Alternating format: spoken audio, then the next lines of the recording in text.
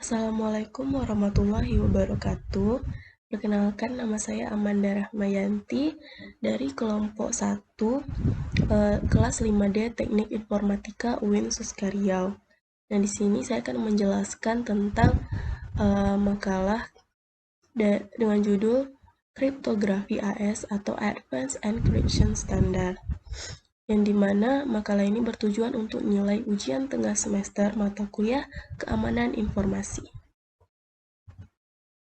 Nah, kelompok 1 ini terdiri dari 5 orang, yaitu Amanda Rahmayanti, saya sendiri, Arif Alfarizi, Kevin Bosta, Melinda Sari, dan Yuda Adelin Angkasa, dengan dosen pengampu yaitu Bapak Nasruddin Safa, STMT, yang saya hormati. Nah, di sini saya akan menjelaskan tentang pengertian dan sejarah dari algoritma AES. AES atau Advanced Encryption Standard merupakan algoritma kriptografik yang dapat digunakan untuk mengamankan data. Algoritma AES ini adalah blok ciphertext simetrik yang dapat mengenkripsi dan deskripsi informasi. Nah, algoritma AES ini sendiri terdiri dari 3 jenis. Yang pertama yaitu AES 128 dengan panjang K, 128 dan round 10. Kemudian ada AES 192 dengan panjang K 192 dan round 12. Terakhir ada AES 256 dengan panjang K 256 dan round 14. Nah, selanjutnya sejarah. Algoritma AES atau yang biasa disebut dengan algoritma Rijksdale yang ditemukan atau dirancang oleh Vincent Richmond dan John Damon dari Belgia. Nah, awal mulanya Richmond dan Damon ini mengikuti sebuah kontes yang diadakan oleh NIST atau National Institute of Standards and Technology milik pemerintah Amerika Serikat pada tahun 1997. Pada saat itu, NIST memberikan penilaian terhadap General Security, implementasi software, ruang lingkup, implementasi hardware, implementasi atas serangan, enskripsi dan deskripsi, kemampuan kunci, kemampuan lain dan fleksibilitas, dan kepotensialan untuk tingkat instruksi paralel. Melihat dari segala pertimbangan, akhirnya pada tanggal 2 Oktober tahun 2000, terpilihlah algoritma Rijksdale yang dibuat oleh Dr. Vincent Richmond dan Dr. John Damon sebagai pemenang dan menggantikan algoritma yang digunakan sebelumnya yaitu DES atau Data Encryption Standard.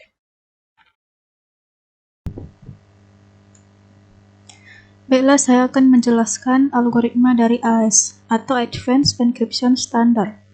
Sebelumnya, AES ini memiliki 3 jenis, yakni AES jenis 128 bit yang memiliki 10 round atau 10 putaran dalam looping encryption prosesnya.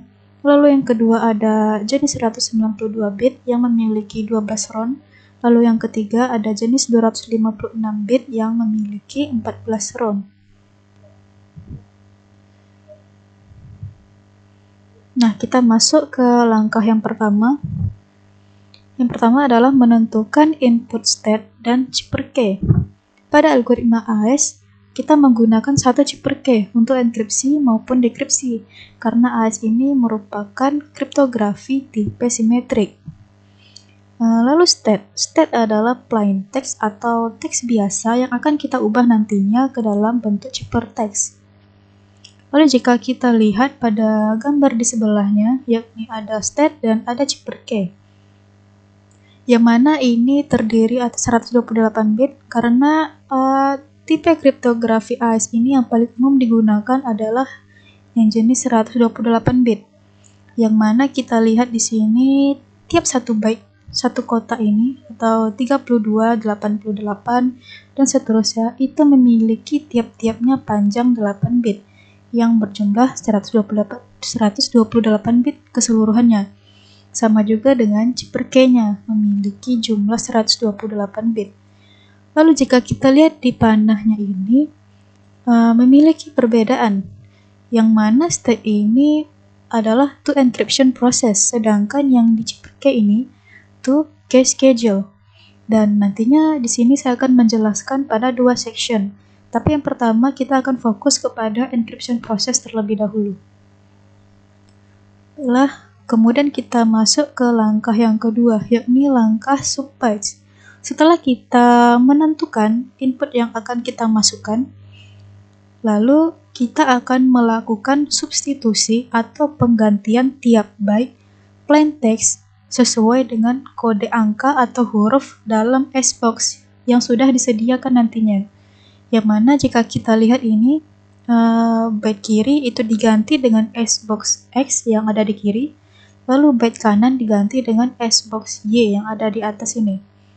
Dan untuk menentukan mana byte kiri dan mana byte kanan, di sini kita memiliki contoh byte 19, yang mana 1 itu menjadi byte kiri yang akan diubah menjadi D, lalu 9 itu menjadi byte kanan yang akan diubah menjadi 4. Maka hasil dari substitusi byte 19 itu menjadi D4. Lalu setelah kita berhasil mendapatkan substitusi dari byte yang pertama, kita akan melakukan penggantian atau substitusi pada byte-byte berikutnya, sehingga keseluruhan byte ini berubah sesuai dengan SBox yang sudah ada. Lalu kita masuk ke langkah yang ketiga. Langkah yang ketiga adalah shift row. Shift rows ini adalah menggeser tiap byte dengan aturan tertentu, yang mana aturannya ini seperti tiap baris ini nanti akan memiliki pergeseran, yang mana baris pertama itu tidak digeser sama sekali. Sementara baris kedua itu akan kita geser 1 kali. Lalu baris ketiga kita akan geser 2 kali, dan baris keempat kita akan geser 3 kali. Nah, untuk contoh lengkapnya akan saya tuliskan seperti berikut ini.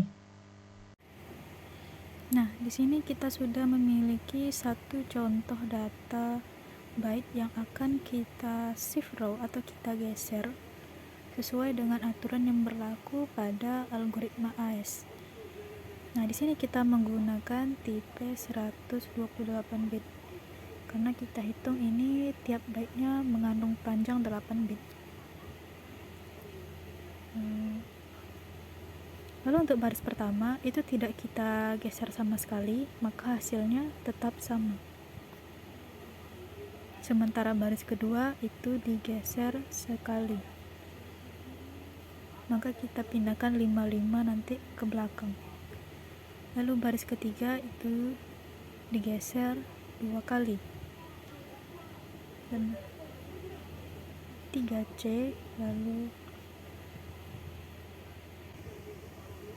maksudnya 3C. Ini di sini 01. Ini kita coret. Lalu baris keempat kita geser 3 kali. Maka kita dapati 24 10 CC, dan ini kita coret. Maka output akhirnya akan menjadi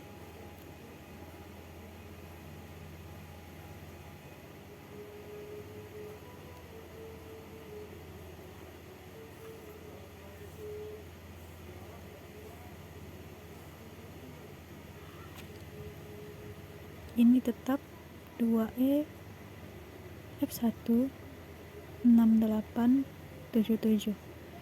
Sementara baris kedua menjadi A3 60 11 55. Baris ketiga menjadi 21 4B 3C dan 01. Dan baris keempat menjadi AB 24 10 dan CC.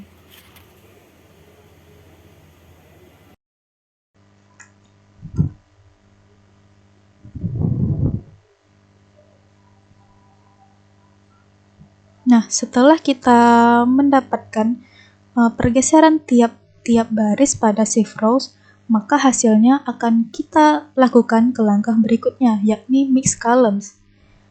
Mix columns adalah mengalihkan data output dari shift rows dengan matriks yang sudah ditentukan, yang bernama region dial matrix. yang mana jika kita melihat prosesnya di sini, ini hampir sama dengan perkalian matriks biasa. Seperti contoh di sini.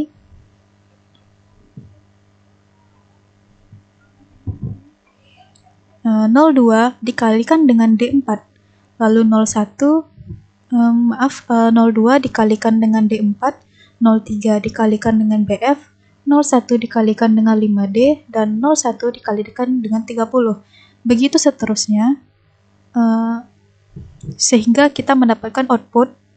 Lalu untuk kolom-kolom berikutnya kita lakukan hal yang sama, tetapi dengan baris matriks yang berbeda. Misal kita akan lakukan pada kolom yang kedua, maka kita mendapatkan perkalian misalnya seperti ini.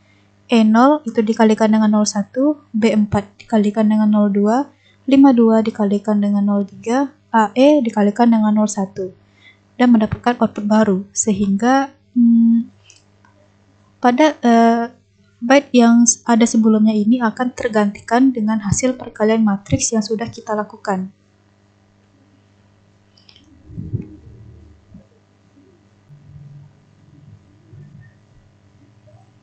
Nah, langkah selanjutnya kita akan berlanjut ke add round key. Pada initial round sebelumnya atau pada input state sebelumnya kita sudah menyinggung sedikit tentang add round key ini.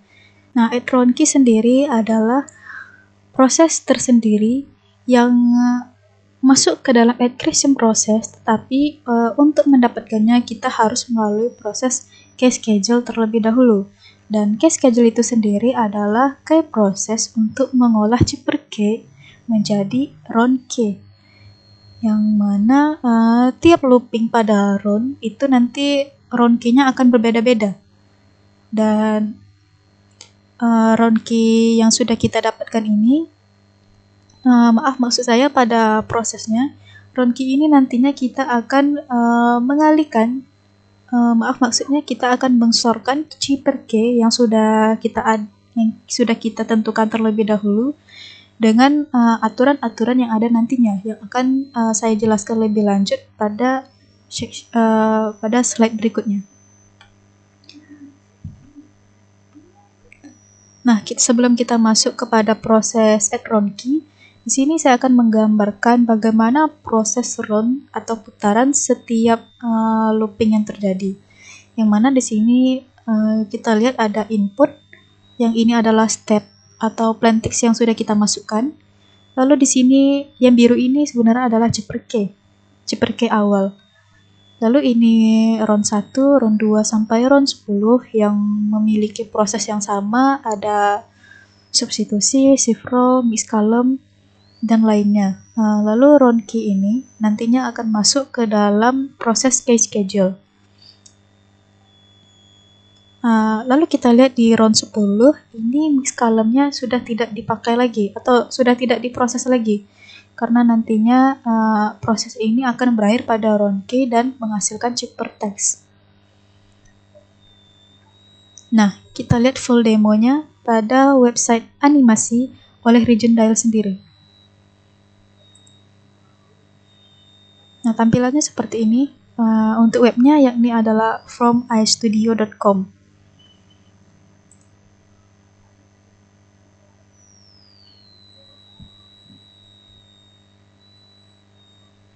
Nah, di sini dia menjelaskan bahwa AES ini jika dalam sejarahnya adalah pemenang dari sayembara kriptografi pada masa itu yang diselenggarakan oleh NIST untuk menjadi pengganti DES.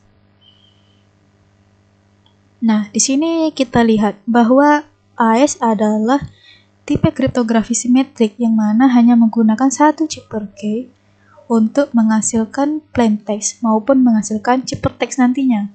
Jadi untuk enkripsi ataupun dekripsi itu kita hanya menggunakan satu cipher key saja. Nah, di sini kita masuk pada encryption process yang sudah kita jelaskan sebelumnya, kalau encryption process ini memiliki 3 step, yakni initial round, 9 main rounds dan final round. Di sini 9 karena kita menggunakan 128 bit yang hanya melakukan 10 round saja. Prosesnya kita bisa lihat seperti ini. Ini ada round 1, lalu round 2, dan ini akan terus berkelanjutan loopingnya hingga round ke-10.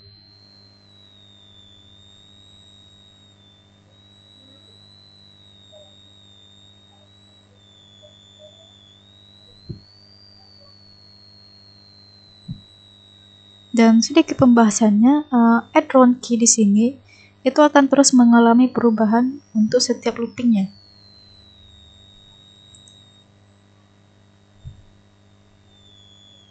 Nah, karena kita di sini fokus untuk membahas add round key, maka kita akan langsung lanjut ke slide ke-10, yakni add round key.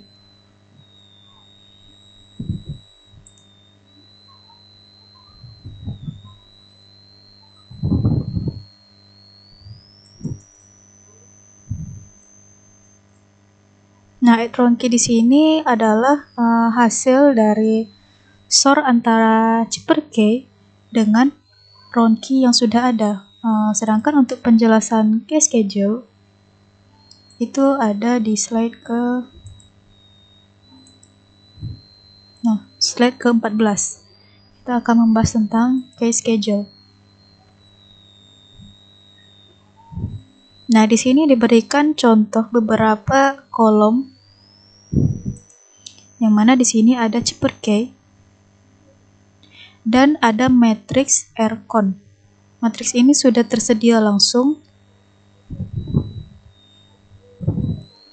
Nah, di sini bisa kita lihat ada kolom WI yang akan kita letakkan outputnya, lalu ada kolom WI-1.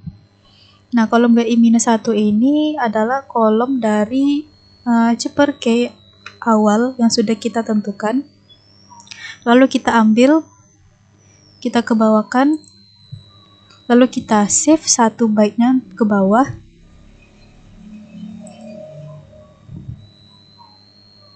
Nah, kemudian sehabis kita save itu kita substitusikan setiap byte-nya ini dari CF hingga 09.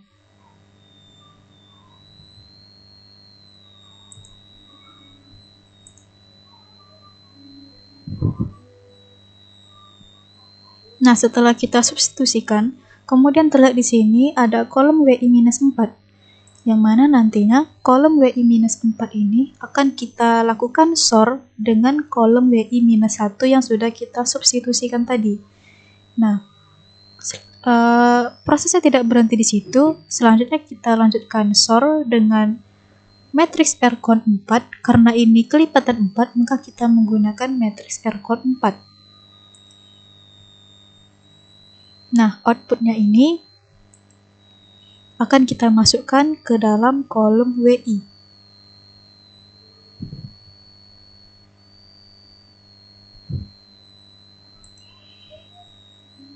Dan begitulah proses berikutnya hingga kita mendapatkan round key untuk setiap round.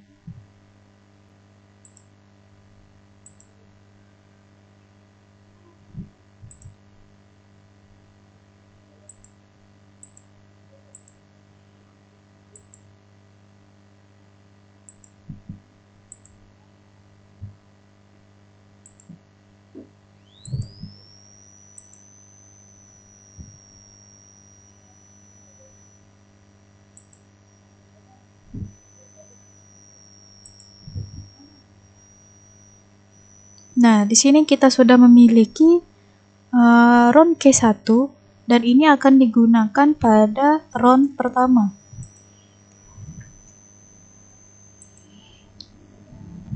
Lalu untuk tiap round berikutnya itu akan berlanjut terus prosesnya sama seperti ini.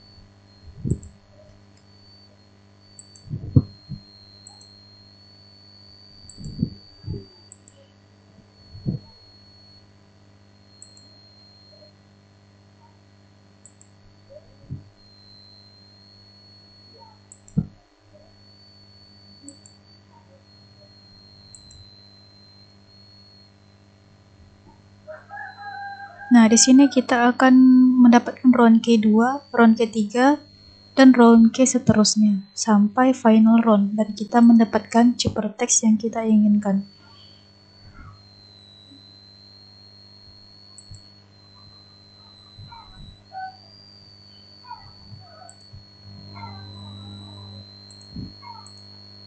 Nah, setelah beberapa proses tadi, maka dapat dikatakan kriptografi AES merupakan kriptografi yang sudah sangat aman dan sudah sangat bagus untuk digunakan dalam membuat suatu data rahasia, karena sudah melalui berbagai proses yang mana prosesnya itu akan sangat sulit untuk didekripsi kembali. Arif Alfarizi dengan nomor induk mahasiswa 120 501 121 54. Sini saya akan menjelaskan tentang source code atau codingan dalam algoritma AES, mana demonya di live practice di Java. Itu di sini saya menggunakan aplikasi NetBeans IDE 82. Maka di sini saya menyimpan codingannya dengan nama aes.java. Langkah pertama yang kita lakukan adalah membuat import, yang mana import ini berguna Java sebagai perintah untuk memasukkan suatu metode atau perintah dalam bahasa, sehingga perintah tersebut aktif dan digunakan atau berfungsi. Di sini kita menggunakan sebuah metode. Yang pertama itu java.security.k. Nah, metode ini berguna untuk mengaktifkan security key atau kunci keamanan pada bahasa Java. Yang kedua ada javax.crypto.keeper. Yang ketiga ada metode javax.crypto.spec.secretKey-spec. Dan yang keempat ada javax.xml.bind.datatype-converter. Karena ini digunakan untuk mengkonversi data tipe data dalam sebuah kode XML. Selanjutnya kita membuat nama kelas. Di sini saya menggunakan nama kelasnya yaitu AES. Oleh itu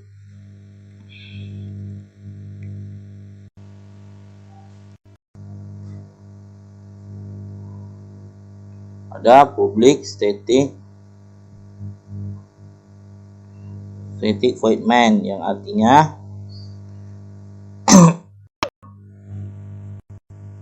memanggil sebuah string dalam pemrograman khususnya bahasa Java. Terus string itu fungsinya apa? String adalah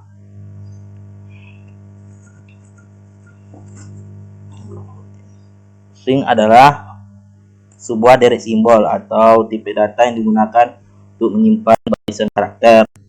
Mana di sini kita menggunakan 4 buah string. Yang pertama ada string kunci enkripsi, yang mana tipe datanya atau kalimat yang digunakan adalah wahaha. Dan juga ada string pesan plain text atau rencana pesan teks yang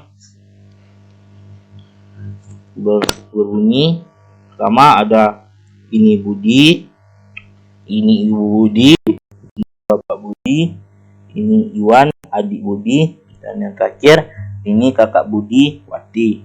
Sini dapat kita lihat ada kan garis miring n, yang mana fungsi garis miring n ini adalah untuk buat kalimat baris dari ke bawah, yang mana nanti ini Budi terletak paling atas, di bawah ini Budi ada ini Ibu Budi, dan di bawahnya dan seterusnya. Selanjutnya ada string pesan terinskripsi, yang mana isi string pesan terinskripsi ini akan terurai dalam encrypt AES dalam kurung pesan plain text yang terdapat di atas, koma kunci inskripsi, dan string terakhir ada string hasil dekripsi yaitu decrypt IS dalam kurung pesan terinskripsi kunci inskripsi.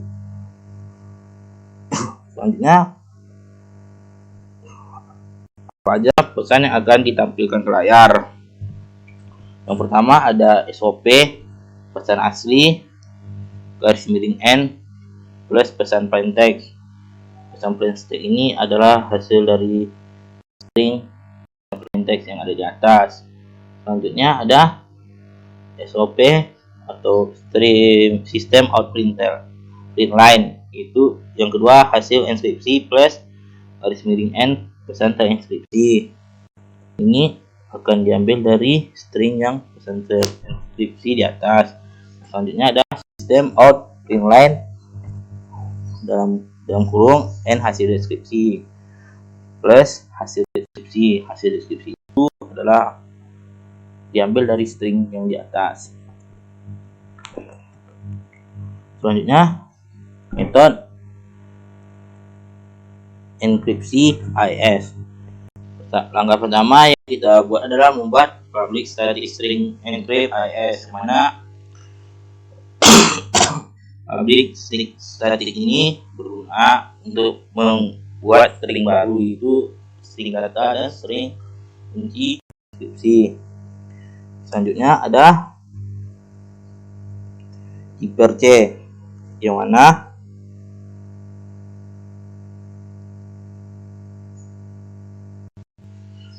keeper C ini adalah kepanjangan dari Caesar keeper, yang mana berfungsi untuk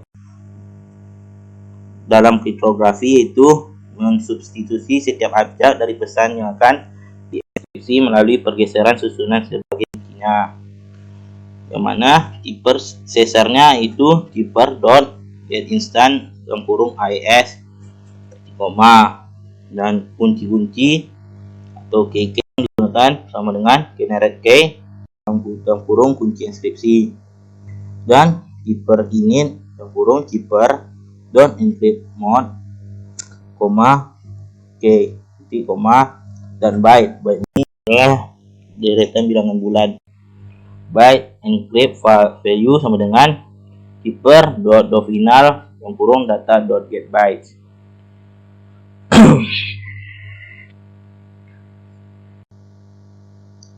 Yang kedua, membuat metode deskripsi IS. Langkah pertama adalah public static string decrypt IS yang kurung string encrypt data yang kurung koma string kunci inskripsi.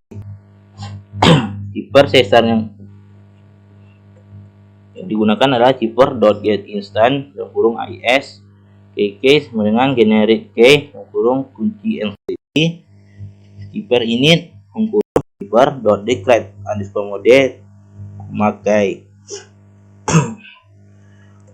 Dan membuat program byte-nya seperti yang dapat kita lihat, itu byte record that value sama dengan data type converter dot parse base 64 binary, yang mana 64 binary ini bit byte yang akan kita gunakan dalam encrypt data dalam program IS yang kita buat ini. Byte that value sama dengan keeper dot final decode that value string decrypt that value sama dengan new string dalam kurung that value return decrypt that value.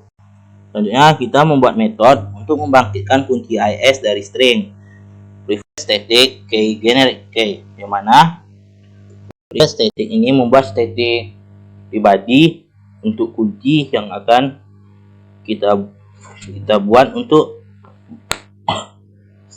membangkitkan kunci IS dari string-string berikut di atas. Dengan program private static K generate K dalam kurung string kunci eksepsi throws exception K sama dengan new secret K spec dalam kurung konversi ke byte dalam kurung kunci inskripsi S return K pengembalian kepada kunci Ya. Selanjutnya kita membuat metode untuk konversi string menjadi byte. Dimana di sini kita akan mengubah string ke dalam bentuk byte atau bilangan bulat. Dimana pertama prefix static byte konversi ke byte dalam kurung string kunci byte byte sama dengan new byte atau bilangan bulat baru integer i sama dengan 0.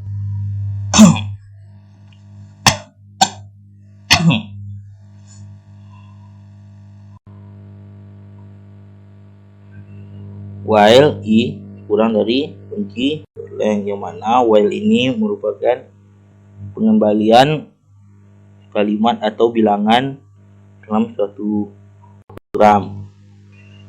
Array byte i sama dengan byte kunci char add i plus if jika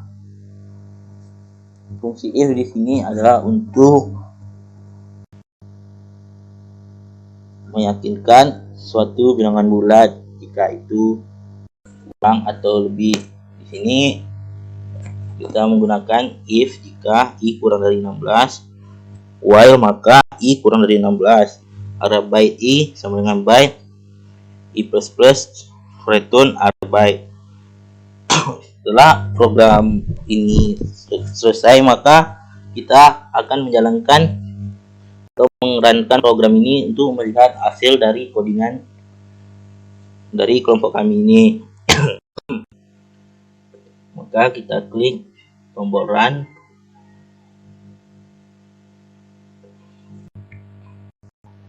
Tunggu beberapa detik, maka hasil run akan keluar. Seperti pada hari ini dapat terlihat pesan ASI. Ini Budi, ini Bu Budi, ini Bapak Budi, ini Iwan adik Budi, ini kakak Budi Wati, dan didapatkan hasil inskripsinya seperti yang terdapat pada layar fx plus OE dan selanjutnya, dan didapatkan hasil deskripsi. Ini Budi, ini Ibu Budi, Bapak Budi, ini Iwan adik Budi, ini kakak Budi dan Wati. Sekian dari saya. Selanjutnya akan dijelaskan oleh teman saya. Oke, untuk implementasi algoritma AES itu pada software bisa untuk menginskripsi dan mendeskripsi SMS, bisa digital ataupun email. Lalu untuk menginskripsi dan mendeskripsi file dokumen, bisa juga untuk menjaga keamanan sebuah database dan untuk mengautentikasi pada cloud computing. Sedangkan pada hardware, ini digunakan pada smart card dan microcontroller 8 bit. Digunakan pada modul IoT menggunakan hardware accelerator. Untuk cara kerja pada modul IoT itu diawali dengan pengambilan nilai suhu dan kelembapan dari sensor BME280 oleh microcontroller yang digunakan sebagai data IoT sekaligus sebagai plain text. Program algoritma inskripsi AES128 yang ditanamkan pada modul IoT kemudian akan melakukan proses inskripsi yang menghasilkan suatu ciphertext atau data terinskripsi. Ciphertext kemudian dikirimkan lewat TCP/IP dengan port 5050 ke perangkat penerima. Saya akan menerangkan atau menjelaskan kelebihan dan kekurangan algoritma AIS. Yang pertama itu adalah kelebihannya, yaitu karena diimplementasikan di perangkat keras dan perangkat lunak. Ini adalah protokol keamanan yang paling kuat. Yang kedua, menggunakan ukuran kunci yang lebih panjang seperti 128, 192, dan 256 bit untuk inskripsi. Oleh karena itu, membuat algoritma AIS lebih kuat terhadap peretasan. Yang ketiga, yaitu protokol keamanan paling umum yang digunakan untuk berbagai aplikasi seperti komunikasi nirkabel, transaksi keuangan, bisnis, penyimpanan data, transkripsi, dan lain-lain. Dan yang keempat yaitu adalah salah satu solusi komersial dan open source paling tersebar yang digunakan di seluruh dunia. Yang kelima, tidak ada yang bisa meretas informasi pribadi Anda. Yang keenam, untuk 128 bit diperlakukan sekitar 2128 upaya untuk memecahkannya. Ini membuat sangat sulit untuk diretas karena protokolnya sangat aman. Dan kita akan masuk lagi ke kekurangan algoritma AIS. Nah, yang pertama yaitu ukuran chip pair menjadi sekitar 2 kali lipat ukuran semula. Dan yang kedua menggunakan struktur aljabar yang terlalu sederhana. Dan yang ketiga yaitu setiap blok selalu diinskripsi dengan cara yang sama. Yang keempat, sulit diimplementasikan dengan perangkat lunak. Yang kelima, itu AIS dalam mode perhitungan rumit sulit untuk diterapkan dalam perangkat lunak dengan mempertimbangkan kinerja dan keamanan. Cukup sekian penjelasan saya ini. Lebih dan kurang mohon maaf. Assalamualaikum warahmatullahi wabarakatuh.